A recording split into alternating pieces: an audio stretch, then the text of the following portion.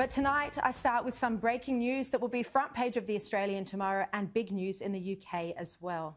Amid rising tensions in the Australia-China relationship, there has now been a major leak of official records from the Chinese Communist Party. It is believed to be the first leak of its kind in the world. A register with the details of nearly 2 million Communist Party members.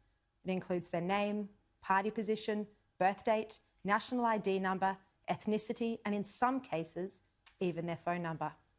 What's amazing about this database is not just that it exposes people who are members of the Communist Party and who are now living and working all over the world, from Australia to the US to the UK, but it's amazing because it lifts the lid on how the party operates under President and Chairman Xi Jinping. But this leak shows that party branches are embedded in some of the world's biggest companies and even inside government agencies. That's right, Communist Party branches have been set up inside Western companies, allowing the infiltration of those companies by CCP members who, if called on, are answerable directly to the Communist Party, to the chairman, the president himself. Along with the personal identifying details of 1.95 million Communist Party members, mostly from Shanghai, there are also the details of 79,000 Communist Party branches, many of them inside companies. This leak, and it's going to be front page of The Australian tomorrow and a big story in the UK as well, is a significant security breach that is likely to embarrass the Chinese president. But it's also going to embarrass some global companies who appear to have no plan in place to protect their intellectual property from theft, from economic espionage. The data was extracted from a Shanghai server by Chinese dissidents, whistleblowers, in April 2016, and they've been using it for counterintelligence purposes since then. It was then leaked in mid-September to the newly formed international bipartisan group, the Inter-Parliamentary Alliance on China, and that group's made up of 160 legislators around the world. It was then given to an international consortium of 4 media organisations, The Australian, the Sunday Mail in the UK, the Standard in Belgium, and a Swedish editor to analyse over the past 2 months. And that's what we've done. At The Australian, we then were able to independently get hold of a more complete version of the same database from a confidential source. This allowed leading cybersecurity firm Internet 2.0 to trace the data back to its original leak and then conduct a rigorous metadata analysis and verification. And Robert Potter, who did this analysis, will be on the show in a moment. Now, a spokesperson for the Inter-Parliamentary Alliance on China said Luke de Pulford was the person who received the database from a non-governmental source but was not in a position to verify it, so he handed it to experts. He said journalists have since investigated and their findings are disturbing indeed. IPAC will push for governments and companies to respond, setting out how they intend to safeguard their values in the face of infiltration. And that's how they're describing this. Infiltration by Communist Party members by the party in major global companies.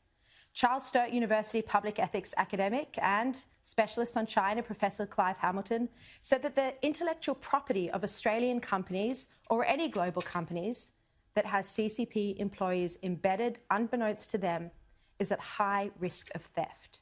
He said that CCP members are obliged to purloin sensitive information if asked by China's intelligence agencies. They have no choice, he says, but if they are party members, it's what they sign up to. The party always comes first. He also points out that Shanghai is the main hub in China for organising spying on Western nations. He says the Ministry of State Security often uses the Shanghai Academy of Social Sciences to recruit foreign academics. Now, as part of this investigation, 2 Western intelligence agency sources said they would be keenly interested in having access to the data, and we understand that ASIO already has access to this database, although that is not confirmed and ASIO declined to comment. Now, it's worth noting that there is no suggestion that these members have committed espionage, spying, no suggestion at all. The concern is over whether Australia or these companies knew of the CCP members within their employ, and if so, whether any steps have been taken to protect their data, their intellectual property, and their people. Now, this all comes as the US Director of National Intelligence, John Ratcliffe, said recently in an opinion piece published in the Wall Street Journal that China is national security threat number one. He said the intelligence is clear. Beijing intends to dominate the US and the rest of the planet economically, militarily, and technologically. I call its approach of economic espionage rob, replicate, and replace. China robs US companies of their intellectual property, replicates the technology, and then replaces the US firms in the global marketplace.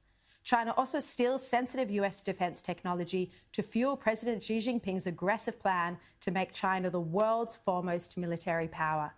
US intelligence shows that China has even conducted human testing on members of the People Liberation Army in hope of developing soldiers with biologically enhanced capabilities. Just extraordinary. And it's against this backdrop, over such deep concern about the theft of intellectual property, about China's escalating aggression and economic coercion, that this leaked list of Communist Party members has made its way into the public domain. Now, to find out who is on the list, which companies have been exposed, and how the Australian government has been affected, you need to read the Australian newspaper. It'll be online later tonight or in the paper and online tomorrow. Subscribe if you're not already.